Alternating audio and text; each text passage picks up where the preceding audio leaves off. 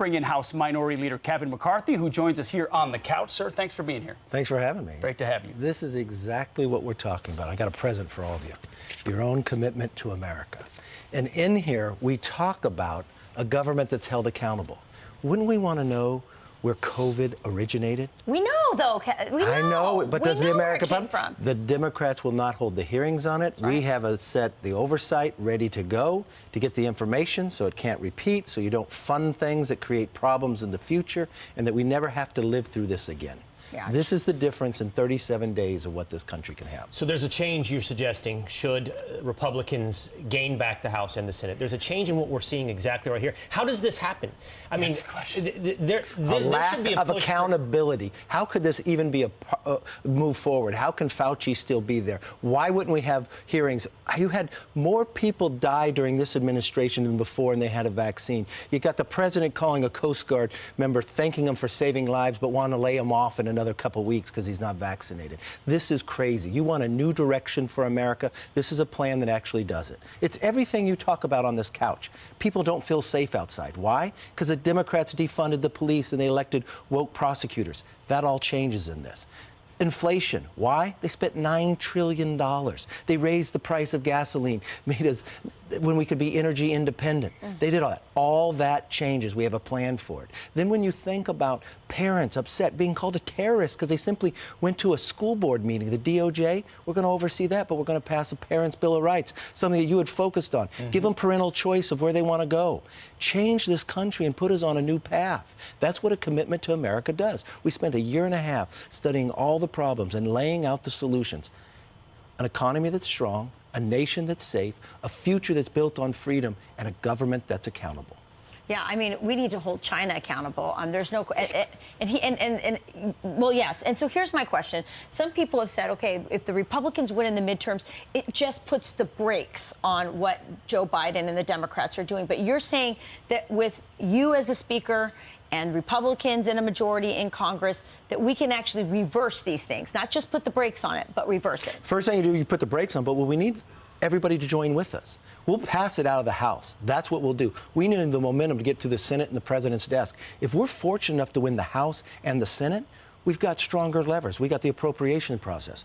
We got the Congressional Review Act where we can repeal the regulations that they put that brought more inflation with a simple 51 vote.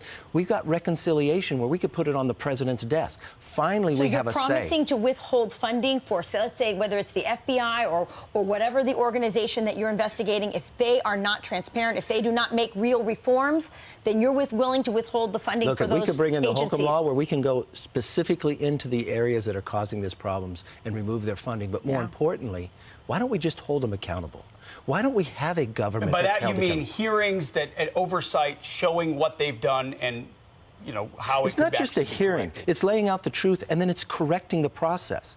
The one thing we teach people as parents, right? You may make a mistake, but don't do it again. Why in government today is they hold nobody accountable? I just watched that clip. Our border, we're going to make that secure. It's not that difficult, but they can't even answer the question. You put up a chairman. You called him the January 6th chairman. No, he's chairman of Homeland Security. Yeah. He says, I'm going to go give a speech. It is now poisoning. Today, 300 Americans will die because of fentanyl, and that's because of the border. That's a full airline crashing. There's terrorists coming over the border, and he's the Homeland Security guy. Apply the commitment to America to one issue. I would love to talk about the NIH and Fauci, or I would love to talk about illegal immigration and the border. If Republicans have control of the House and the Senate, but clearly not the White House in just a month or so, a little over a month, apply the commitment to America to the border. What can you do with that power? The first thing we'll do, we'll end catch and release. We'll pass it right on the floor. On the very first day, what we're going to do so you can see it, we're going to recall the 87,000 IRS agents. We shouldn't be here to go after you. We should be here to support you. What we're going to do is make us energy independent. Open up those leases. Let America unshackle what we have best. And what we'll do is that'll lower the gasoline price. It'll lower inflation in the process. We'll end catch and release. We'll bring in, you can have E-Verify. You can make sure on the welfare reform that you go through that you have to have citizenship in the process. And provide the resources so you have the border agents and finish the infrastructure along the border so it's secure. That's the very first thing you should be able to do. not defund the police. Why aren't we out looking at every single prosecutor? This is what we're going to do. We're going to score every single one based upon whether they uphold the law. How about the questions of of higher level accountability? Mayorkas, Secretary of Homeland Security. A lot of people have called for his impeachment and abdication of his responsibility as secretary. Is that the type of accountability you would talk about, too? We've already sent out 500 preservation letters. Why? Keep that information. We've already tried to start the hearings where they have stopped us to have the accountability, which every Congress should do, regardless of who's in the administration. You'll have Jim Jordan at Judiciary. You'll have Comer at Oversight. But every single committee should have oversight over their jurisdiction. We have been able to be working on that now. So on the very first day, you could bring Mayorkas in with a subpoena, but you could be overlooking and make sure overseeing that it's held accountable for each process. So one of the most effective people or leaders in holding people accountable and getting information out of a system of the swamp that doesn't want to give you information was Devin Nunes with Kash Patel. I had Kash Patel on my show, and I said, conservatives want to put Republicans in power, but how do we know we're actually going to get something out of these hearings besides just, hearings that probably the good moments just air on Fox? So how do we do that? And he said it was the power of the purse. He said if Kevin McCarthy, as Speaker of the House, and all of these leaders in the Republican Party commit to pulling funding, he said that he thought that was the only way that you could hold them accountable, was tying the reforms to funding. If you don't make those reforms, if you don't give us the documents we need to do this investigation, we're going to withhold your funding. You got to be smart about it, how you do precisions. Like if somebody's sick, you don't go in and do the whole body. You find the poison within and take it out. So what you have to do on the first day is change the rule, the Holcomb rule. So if you find that there's a poison within an organization, that you can go and defund that area right there. That's one of the elements we'll do. We'll prepare a system that we can change it. You want a government that's effective. You want a government that's efficient, right? So you don't want to shut everything down. What you want to do is change the problem and make it better. Well, and that's agency. exactly what we'll do. Exactly. Really quick, I want to ask you about this, and forgive me if I don't. I think it's Senator Josh Hawley who has said that there's been a lot of conversation with Joe Biden in the presidency and with Democrats in power. There is just no political will to get anything done on the border. I want to stay on the border if I can for just one moment. So then there's a question of whether or not the states can do something in lieu of the federal government. Do they have the power to declare an invasion? The Supreme Court has said no. Now, I believe, and forgive me if I'm wrong on this, Hawley has said that he would be in favor of pushing forward a bill that empowers states to take on that responsibility.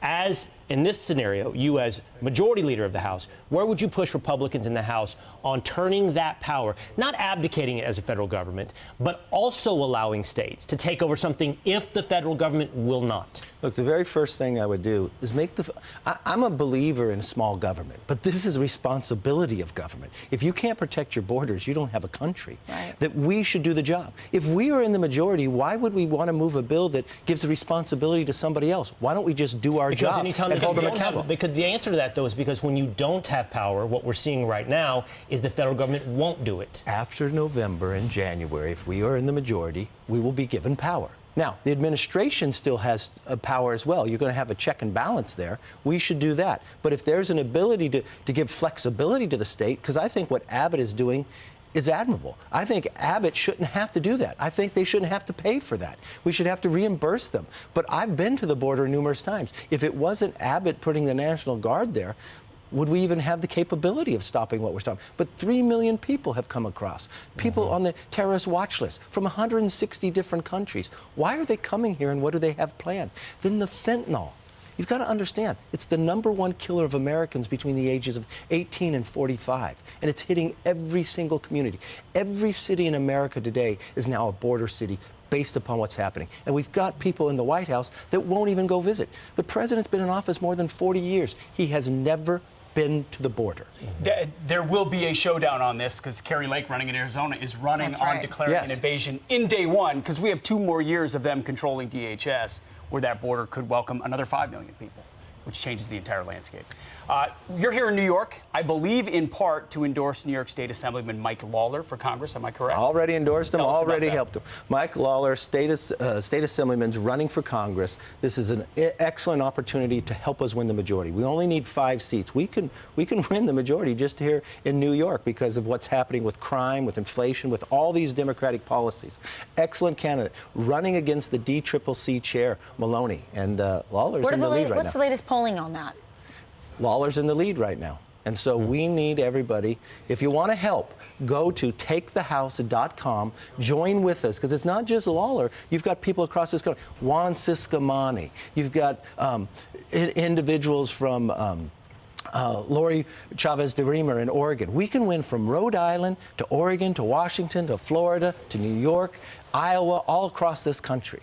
We have an opportunity. I will say one thing about you, and I know this personally, that when there were candidates that needed help, you have a long history of really being really the greatest supporter of these candidates who just need that extra help to get across the You remember back the in line. 2010, I this do young remember. prosecutor is going to run against the guy that's been in office before we landed on the moon and was a chairman and nobody thought he could win? Yeah.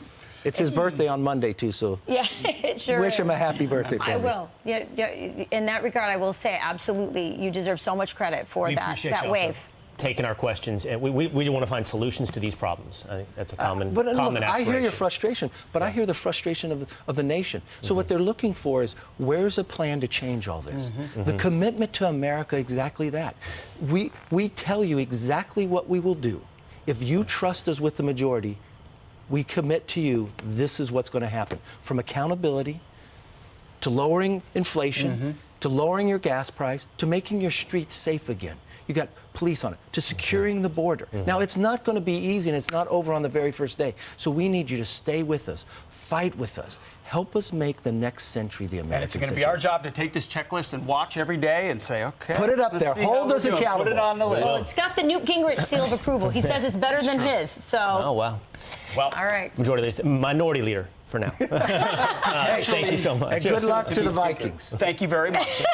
We The may or game is playing right here. It's in the pregame. I was paying attention to the interview, but multitasking. I think the speaker was looking at the game too, or the soon-to-be speaker. Thank you so much. Thank you, sir. Appreciate All it. right. I'm Steve Ducey. I'm Brian Kilmeade. And I'm Ainsley Earhart. And click here to subscribe to the Fox News YouTube page to catch our hottest interviews and most compelling analysis.